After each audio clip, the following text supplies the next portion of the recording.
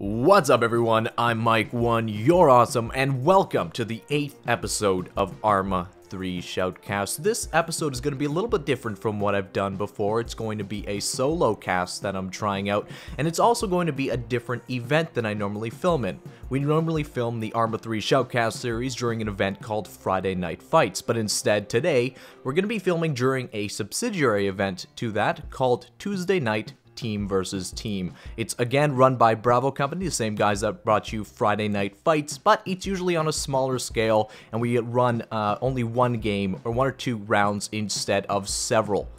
Speaking about that, up for the teams for this match, for Blue 4 we've got Bravo Company, the 48th MI, and on Op 4 we've got the 3rd ID, Mercy, and the 2nd MSOB. The objective for this map is to capture a drone in the central area of the field, which both teams will be fighting over. This is generally deemed as a neutral objective, which one side or another can control to win the match. We've got Op 4 stepping off on a pretty good flank towards a drone, with one element going to be linking up with that element fairly soon. I believe this is a fairly understrength element too. 2 units of 2 men each facing off against just three units of Blue 4. So definitely the Op 4 have the advantage right now as they approach that drone location. But looking at the terrain ahead of them, they have a large heights where the Op 4 seem to be stationed. If the Op 4 move over that rise and see the advancing Blue 4, they'll definitely get the drop. But as we can see right now, they haven't moved forward enough to see the Blue 4 in front of them. So the Blue 4 are currently masked by their, I guess, depression compared to the Op 4. Let's switch over to the main element of Op 4 as they advance over a rise towards the, what I believe is the main elements of Blue 4 pushing up on their position, getting pretty danger close to that pause. We see a majority of Blue 4 holding inside the town of Rahmadi, probably aiming to provide as a base of fire for the friendly infantry that's moving up on the Op 4 positions, and that's exactly what we see. These the MMGs open up on Op 4 positions on that hill, now receiving some returning fire back at them. Let's move into the engagement close by. We see a whole bunch of Op 4 stacked up real close to each other. They don't know that the Blue 4 are hiding in the bushes, under 10 meters from them, or maybe that's around, what, 25 to 50.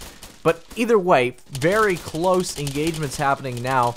Blue 4 just buying their time. They must be able to see the Op 4 on the hill. Oh, they definitely do, and they're just going to be waiting to take that engagement. See some smoke going down. Op 4 trenched in, pulling some fire into that town, continuing that engagement. So let's switch it over to the other side. Blue 4 and Op 4 haven't been able to see each other, but the Blue 4 has given away their position by firing at Op 4 on the hill. The Op 4 units on the hill still don't know. I'm not sure if they're aware of the Blue 4 firing back at them. Some friendly fire going down right now as Blue 4 inside the town of Rahmadi are firing at their friendly units based on the rocks on their extreme flank. So a little bit of lack of communication going down there. Let's switch over to the close range engagements that we were looking at before, and it seems the units on the low ground have opened fire. Killed at least three units, no, this guy's still alive, 2 units on that slope, and I'm pretty sure that they're still not aware that there's Blue 4 down on their flank. So awesome positioning for Blue 4 as we get an overhead view of this match. We can see the Op 4 taking position on their high ground, Blue 4 flanking element moving up closer.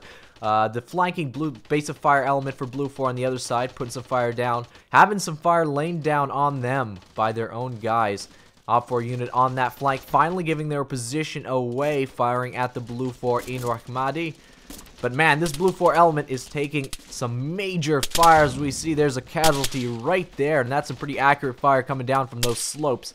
He decided to hunker down behind that rock. That's probably a good move at this point. We can see that this unit that was down was a team leader by the grenade launcher attachment on his rifle. Let's move over to the close range engagement, and it's definitely close range. He doesn't even know that there's enemy behind him. He's taking fire. There's the shots. There's the shots. We're waiting for it. They're firing line. Oh man, and it finally goes down to the supreme fire of the Blue 4 flank as we see just they're mopping up Op 4 units on top of this rise here as Blue 4 takes a commanding lead in terms of the body count of this matchup. The whole Op 4 element on this ride seems to have been wiped up except for this last sole survivor hiding in a bush, but I'm sure fearing for his life. We're going to check on who that unit is. Warhol rather, looking the opposite direction of the advancing Blue 4. That was an amazing flank pulled off by that unit. As we see the Blue 4 continuing to advance, and again, ladies and gentlemen, the main objective of this match is to control the drone. Teams can also win this match by eliminating the entire enemy team. That Op 4 unit on the hill under heavy fire. We see they just took another casualty, so definitely the numbers for both sides heavily favor the Blue 4 at this point. I just want to take a moment to say that I really do like these short matches. They tend to have a lot of action in them very quickly, and you don't tend to get burnt out, you know, in 50 to 60 minute matches worth of commentary. But here, it's 20 minutes of non-stop action as the Blue 4 advances towards the last remaining Op 4 on the hill. I don't think he's seen him. The Op 4 retreat back towards his spawn location. Oh, now they see him. There's going to be a close quarters engagement as they both come over the rise right now. Grenade out, but he's been spotted and he goes down. Or maybe he doesn't go down. Someone went down. That's why my camera juked out of control there. Oh, great grenade coming down. That's one Blue 4 casualty on that hill. But that grenade back right at him. Exploded right behind him and took him out. So 3 Op 4 remaining in this matchup, and they're all on this flank. It's closer to the drone, granted, but man, they've got a uphill battle ahead of them if they're going to come out with the V in this match.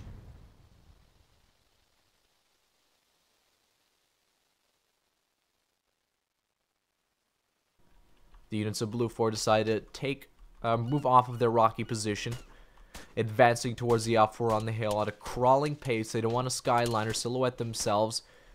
Make themselves as least visible in this grass as possible to the Red 4 that have the height advantage on them. But given Red 4's current positions, yeah, they'll definitely be able to spot them if they do engage. That trace fire can be traced back to the Blue 4, and this MMG of Yahtzee can light them up while they're in the open. But they are reaching some concealment right now in terms of these bushes here. The Op 4 on the heights, or the Blue 4 rather, on the heights, deciding to pull back. I think they might be able to consolidate a little bit. Looks like they took 2 casualties on top of that hill, but again, their effect in this match cannot be understated. They destroyed what was the main Op 4 element. As you can see, bodies everywhere from the flank coming off right now. That was a squad's worth of Op 4 that was eliminated by that Blue 4 team. We see the rest of the Blue 4 army moving forward onto that rise to reinforce that Blue 4 team. Ooh, that's another casualty for Blue 4 on that side from the guns of the last remaining Op 4 force.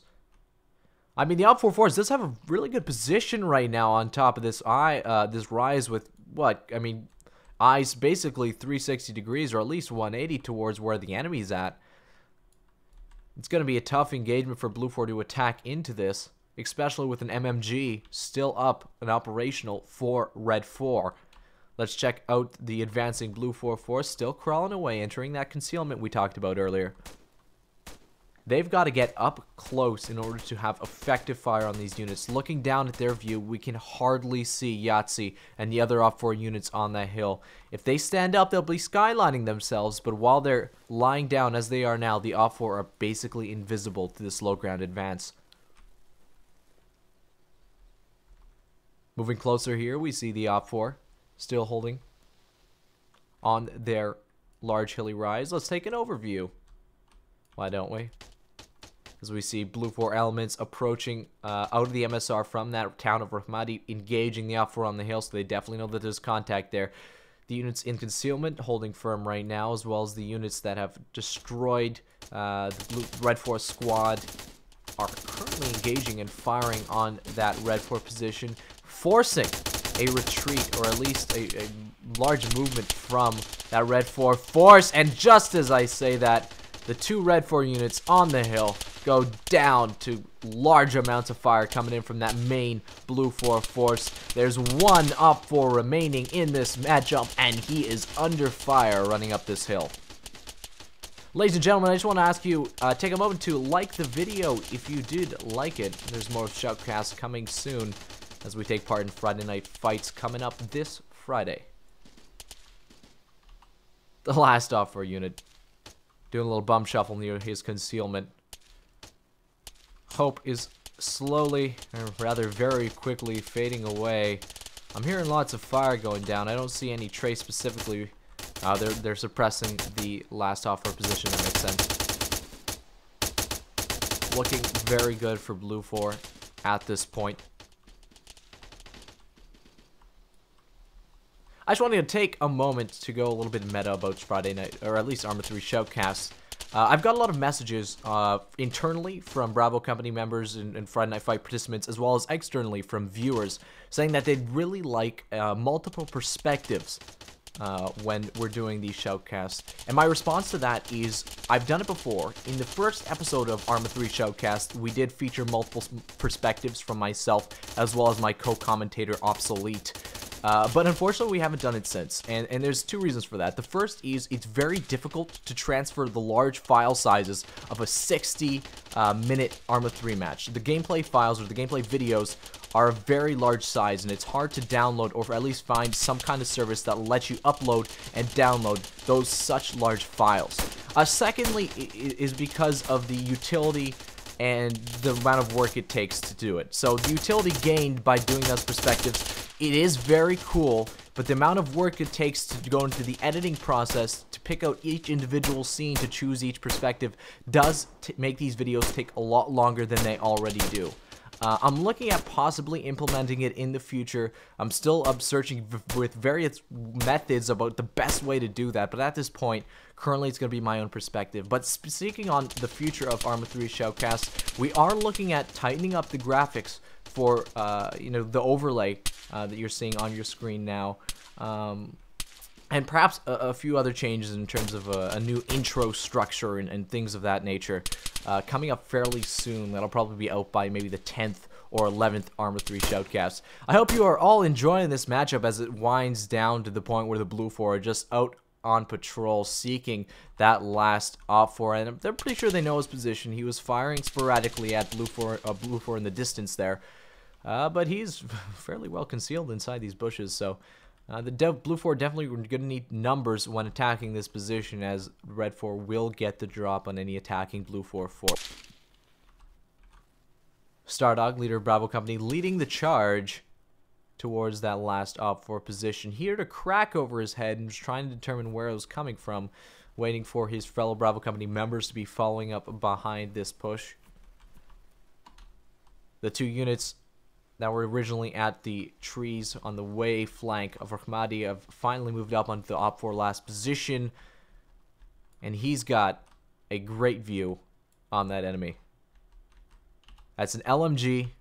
If that unit's in the bush, opens up on Stardog or any other Bravo Company force, he will get lit up on his flank. So definitely a very grim position for this last Op 4 member.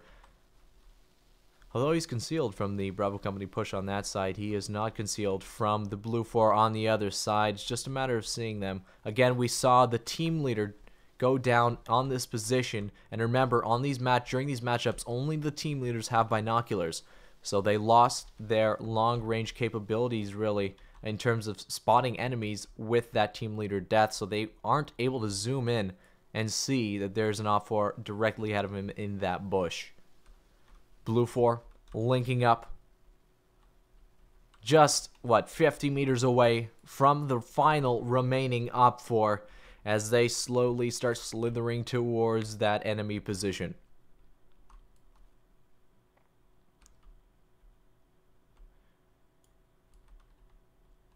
I hope you guys have enjoyed the ARMA 3 Shoutcast so far. It's really nice seeing all the positive feedback we get from doing them from Friday Night Fight community members, from Bravo Company guys, from all you viewers, and recently got featured in one of Bohemia Interactive's sit reps, where they said that they really enjoy watching these shoutcasts and hope to see more of them in the future, and I enjoy making them, and I hope to deliver that to them as well.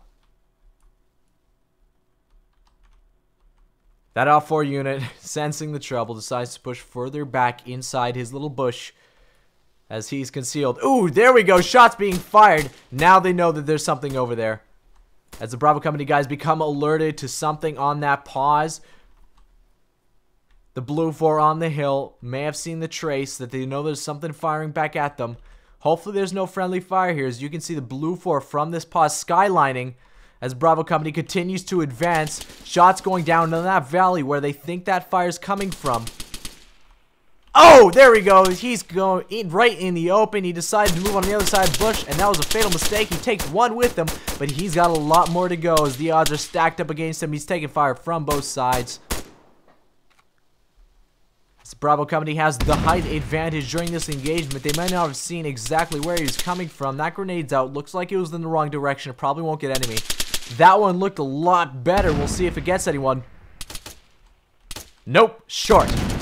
As he takes fire, still holding in his little bush, he decides to crawl back. Ooh, that was a fairly good grenade. Still nobody. And he maintains his position for now.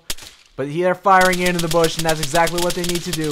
Blind firing into that bush, coming down from the Bravo Company position. He's oriented himself to the units on his flank.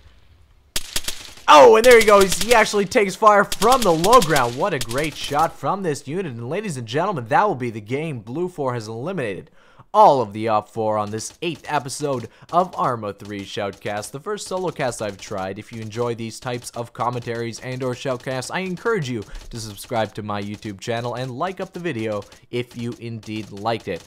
I'm MicOne, you're awesome, and we'll see you in the next shoutcast.